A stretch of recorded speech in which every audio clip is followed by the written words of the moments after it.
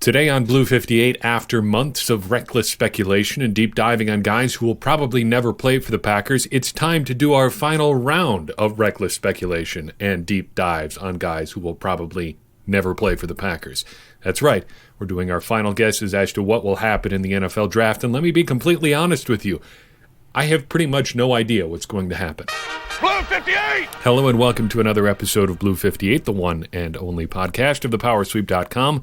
I am your host, John Meerdink. Happy to be with you here on this final pre-draft episode. Little bit bummed out going into this one because of how things have worked out over the past couple weeks. I had it worked out so that episode number 300 was going to be the one recapping the first round of the NFL draft. And as you can see, it's going to fall one short and be episode 299. You win some, you lose some. It's just a round number anyway. Who really cares? The point is, we're almost there for the NFL draft, and there's lots of interesting stuff happening this week. To top it all off, just the draft itself. This is going to be wild and weird, and I don't think we're ever going to see something like this again. In some ways, this is a throwback to how the draft used to be. It used to be like a day-long conference call, and I mean like 24 hours straight through. I just finished reading not too long ago the book Paper Lion by George Plimpton. He spent a training camp or part of a training camp with the Detroit Lions back in the 50s. Then a couple years later, he went to the draft as a representative of the Lions and found out very quickly he had just been suckered into doing that because he had to sit at a table for basically 29 hours straight, just taking phone calls from Lions headquarters back in Detroit. The draft is going to be more like that this year than any other year, I think, in most of our lifetimes, unless you are lucky enough to have been alive back in the 50s. So good for you if that's the case. But it's going to be more conference call-like than I think any of us have ever really seen. And that's going to be interesting. And it's going to probably create some weird stuff. As a result of that, and just I think as a function of where the Packers picked this year, 30th overall, I feel like I have less of a handle on who could actually be available for the Packers to pick than I ever have. And part of that is an illusion anyway. None of us really know what's going to happen, but I think there's a big part of that has to do just with the general craziness of this year. So I'm trying to break this down as simply as possible. If you're a listener, if you've been a listener to this show for a while, you know I'm not a big predictions guy anyway, but I do have some general predictions about what I think the Packers are going to be looking to do and how that could affect who they end up taking in the first round. But first, a couple things I wanted to talk about. First, we've talked a lot about the Packers potentially trading down in the first round, trading out of the first round. But I think there are some scenarios that they could, in which they could trade up. And I've written about them, and we'll link this article in your show notes, for acmepackingcompany.com. That gives me a good opportunity, in addition to talking about this piece, to talk about something new that is going to be happening in my Packers-related life. I've recently been offered an expanded role at acmepackingcompany.com. I'm going to be taking it, going to be doing some more writing there in addition to the stuff that I do for you here on the podcast, so keep an eye out for stuff there. This is my first piece under that new agreement, so hopefully I'll be able to offer you a little bit more written content in that regard. But anyway, trading up, I think there are a few scenarios where that could work out for the Packers. Take a look at that. It's in your show notes. It's going to be expensive, but it's not outside the realm of possibility, and it's worth remembering that Brian Gutekunst has traded up in the first round in both of his two drafts with the Packers so far. He's had a little bit of extra ammunition to do that as a result of some other trades in 2018 and 2019, but nevertheless, he has traded up in both of those drafts so far. Secondly, I wanted to take just a quick second before we get into predictions to talk about a couple players we've missed in this process or just gloss over. There are 6 guys I want to get to real quick here and just sort of catch up on and drop into our analysis. These would be kind of outside the list of players that we've talked about already, but I do think that they are worth watching. For starters, 2 wide receivers I want to mention here. First, Tyler Johnson out of Minnesota. We mentioned him in passing in our wide receiver episode, but I wanted to circle back to him here. He was a guy that was caught up right on the cusp of that will they or won't they pro days sort of wave. He is a good-sized receiver at 6'1", 206, and one of the most productive wide receivers in the class. I wanted to mention him because I think he could be a great mid-round option if the Packers decide to go a different direction other than receiver early, like maybe third round for a guy like him. I don't really know. It seems like projections on him are all over the place a little bit too. Kind of in the same vein, though a little bit more traits over production sort of player is John Hightower out of Boise State. Pretty good size, like a Trevor Davis size guy, so more tall, willowy track type speed than more football player build, but still he is plenty fast. Not as productive as Tyler Johnson, but still very fast, and I think he could be a late round option for the Packers. A name that came up repeatedly on YouTube that people wanted us to talk about, and I want to just mention in passing here, is Josiah DeGara, a tight end out of Cincinnati. Bob McGinn's scouts that he talks to every year, and he does his big piece about, think he's a fullback, not a tight end. NFL.com thinks he projects more of an H-back type. I think that actually makes him a really good fit for the Packers because they seem to really like tight ends who can play fullback, fullbacks who are a little bit more just like receiving tight ends who block now and then. Think Danny Vitale, think Lance Kendricks, even Jay Sternberger a little bit. Again, Bob McGinn's scouts think this guy's a fullback. I think he more falls into the Dalton Keene type role, maybe a tight end who plays fullback occasionally. Nevertheless, he does seem to be the Swiss Army type sort of tight end back hybrid that the Packers could be interested in. And I think he's a name to watch, kind of along with Dalton Keene in sort of that same 6th, 7th round sort of neighborhood. Another name that came up repeatedly on YouTube among players that people would like us to talk about is Darius Jet Anderson out of TCU.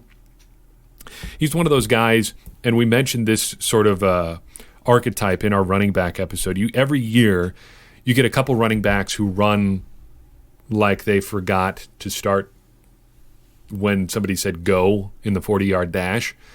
That was Anderson this year. Ran a 4.6 in the 40-yard dash at the combine. He's one of those guys that you would have been like, okay, he's going to figure that time out. He's going to run in the low 4.5s or maybe like 4.48 at his pro day or something like that. Runs a little bit faster, a little bit better technique.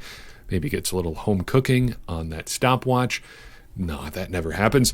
But he didn't run well at the combine, and a lot of people are knocking him down their boards as a result. But he was fairly productive at TCU, had 43 catches there. That's pretty good. I like to see that. And his stats, honestly, probably did suffer a little bit from being a part of kind of a running back timeshare at TCU. So maybe don't downplay his stats too much.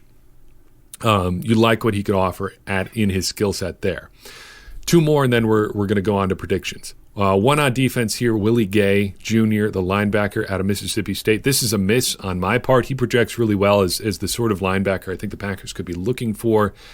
Big dude, 6'1", 243, big thick dude. I think that's something you're looking for, maybe not so much tall. But a 9.7 relative athletic score, a little bit of a late riser. Seems like a guy who would slot pretty well into a developmental role.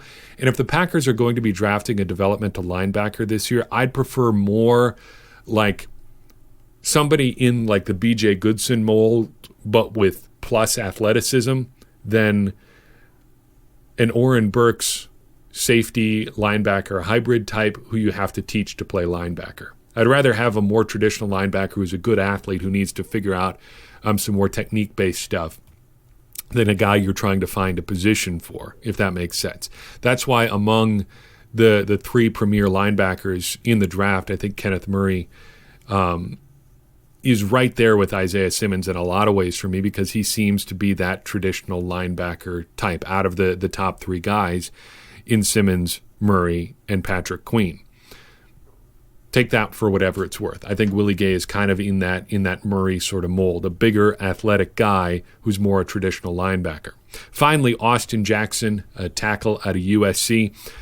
Mentioned an archetype to look for among Packers linemen is athletic tackles with multi-sport backgrounds who could project also to guard. If you're trying to narrow down your draft prospects with those sort of kind of waypoints, I think that's a good way to go about it. He is a big athletic lineman with a multi-sport background. 9.46 relative athletic score, 6'4", 322, former track thrower. A lot to like there. They say his left tackle attributes, whatever that means, probably could project on both sides at the next level, and he's got the athleticism that you figure him out as a project player. I don't know if you take him with the 30th pick, maybe you slide back and try to get him at like 36 or something like that.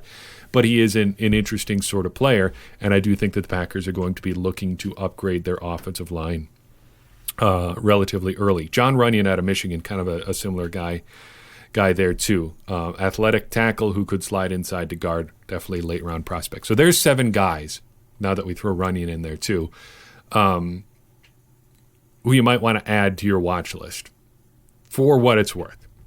What do we think the Packers are actually going to do, though? That's the real question, isn't it? 30th pick rolls around. Brian Gutekunst is firing up that Zoom web conference. He's got to make a pick. Who's he going to pick? For me, it's always more about positions than players, because when you start thinking about positions, I think you can think about value a little better. You also have an opportunity to think about revealed preference. So there's 2 kinds of preference that you can have. You can have stated preference, and you can have revealed preference. Stated preference for me would be, I like to eat healthy. Revealed preference would be, I like to eat like an unsupervised toddler. A lot of candy, a lot of carbs in my life, if I am not actually thinking about what I should be doing. Stated preference, want to eat healthy. Revealed preference, not so much. Stated preference for a team like the Packers might be, we just want to pick the best available player, regardless of position. We want to put skill position players around our quarterback, blah, blah, blah. Revealed preference for the Packers kind of tells a bit of a different story.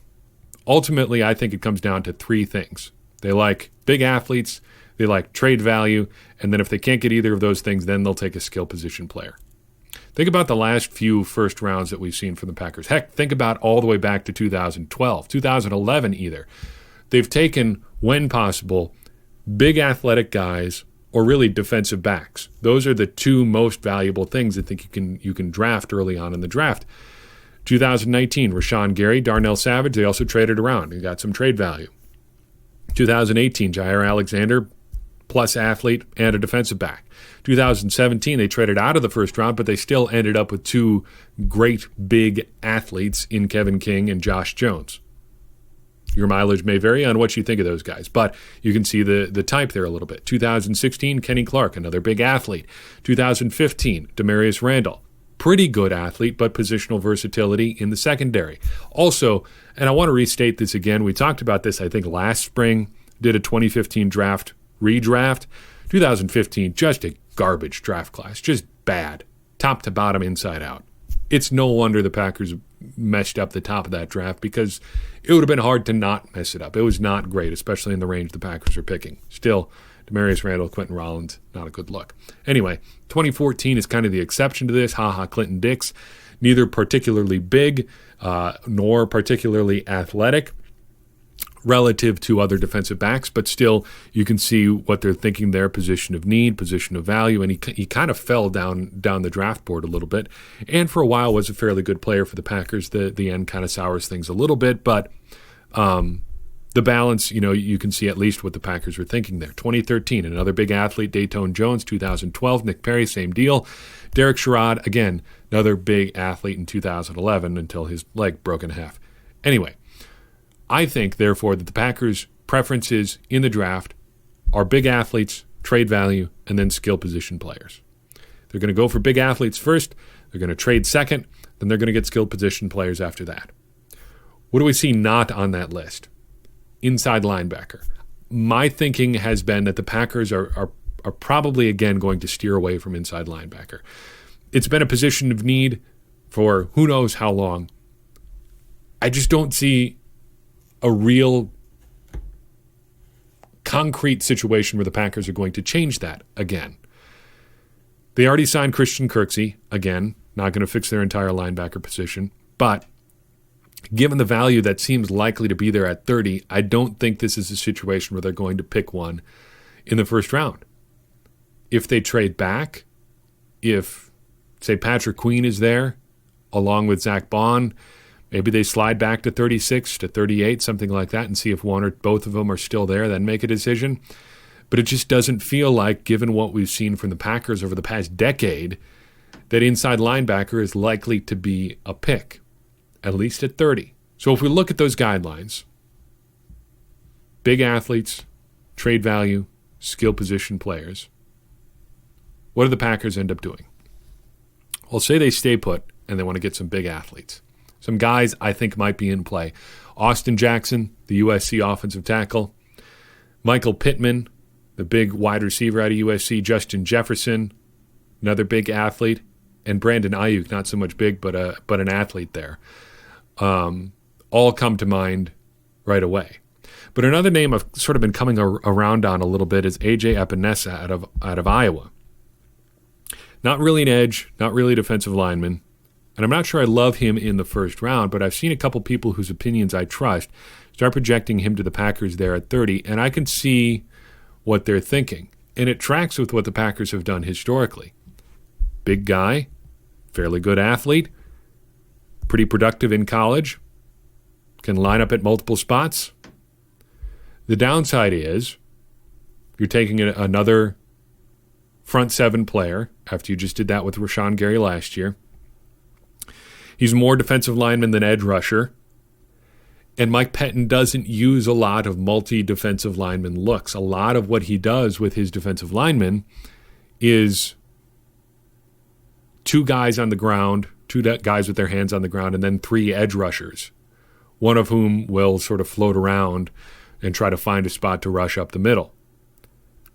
I'm not sure Epinesa projects into that role because he'd be playing probably alongside Kenny Clark in that situation. Maybe Zadarius Smith also has his hand on the ground or is that inside pass rusher. But there have been enough people, again, whose opinions I trust, projecting him to the Packers, or at least somebody the Packers could be thinking about, that I've started to think about that a little bit too, and I just wanted to mention his name here as somebody who sort of fits what the Packers have done historically. If we're looking just at their second preference of trade value, I think 2013 is a good example of what the Packers could do at wide receiver. So in 2013, the Packers' second-round pick comes around, and they need a running back. They need a running back fairly badly because just a couple years earlier, they selected Alex Green. He did not work out as a rookie, then tore up his knee. Then they had DeJuan Harris, who also kind of banged up his knee. They tried Cedric Benson in 2012. He also got hurt. So they entered 2013 with still recovering Alex Green around and not a whole lot else at running back. DeJuan Harris still technically there, but still more on the backside of his career, with the Packers at least, than anything else. He actually went on to play quite a few years after his time in Green Bay. Good for him. But they're sitting there. Their second-round pick is approaching. And Eddie Lacy is still on the board. Monte Ball is still on the board. And they ultimately slide back a couple slots in the draft. Monte Ball comes off. Eddie Lacy is still there. They pick him. And their position is set there for the next 2 or 3 years. I think that's a good example of how the Packers could try to fill out their wide receiver position this year. Because even if it seems like people have slowed down a little bit on the top-end wide receivers, it still seems like a solid class, 15, 20 guys deep. You can find a lot of value. So if the Packers are sitting there either at 30 or at 64 or 62, whatever it is, and there's a lot of guys they still like on the board, I think there's a pretty good chance they could slide down, especially at 30 if a lot of the top-end offensive linemen are gone, if a guy like Epinesa is gone. You can't get a big guy that you like, but there's still a lot of value on the board at receiver. Slide back a couple picks, let the board come to you, and pick up some more ammunition for moving around the board a little bit later on. And then finally, if the Packers just go with a straight-up skill position player, I think Justin Jefferson and Brandon Ayuk are the top of my board there. I like what Jefferson can do in the slot. I like his size, and I like the explosiveness for Ayuk at Arizona State. And if you twisted my arm, he might be slightly ahead of Justin Jefferson as this process has gone on. So those are my thoughts. That's what I think the Packers are going to be looking to do. Big athletes first and foremost. That leads you probably to the offensive line, maybe a big-time wide receiver, maybe a guy like A.J. Epinesa who can do a lot of different things for you. Maybe they trade back. I think that's the second most likely scenario. Or if they just want to stand pat, then I think it's probably a skill position player, just looking at how the board seems likely to shake out. I want to know your thoughts. Threw it out on Twitter earlier today, asking people what they would be excited about and disappointed by in the draft. Got a pretty wide variety of responses, but kind of two schools of thoughts emerge for me, at least. It seems like people are either really high on Denzel Mims and want him at 30, or are completely opposed to Denzel Mims. Those are the two trends that really evolved. If you're asking for my opinion straight up on Mims, I think I'm probably going to give it a miss. Of the guys that could be available at 30, I understand the appeal, but to me, he does not produce consistently enough in college, or did not produce consistently enough in college, did not separate enough from the level of competition he was facing. I give that one a miss, and I'll probably trade back if he's the best receiver on the board at that point and see what other value I can get, or go a completely different direction. I don't think he's going to be the guy for me if that's what the Packers are up against at 30. Open to being wrong on that one. He has a lot to offer athletically, and you like his size. But that's kind of where I come down in the draft. I'm interested in hearing your thoughts. We got a ways to go until draft day, though. It'll be at least 36 hours, almost 48 hours by the time this goes up, before the draft shakes out. And then we will be back Friday, hopefully, with a first-round recap. And then Monday we'll do rounds, do day 2 and 3. And then next Wednesday already, we'll try to get to the undrafted free agent roundup. Until then, keep sharing this stuff, keep talking, keep engaging with what you're looking for out there with Packers content. And if this podcast is it, I'd appreciate it if you would share it with somebody, because that's going to help keep that conversation going. And that's the way that we help everybody become smarter Packers fans. And as I always say, smarter Packers fans are better Packers fans, and better Packers fans are what we all want to be. I'm your host, John Meerdink. We will see you after the first round of the 2020 NFL Draft.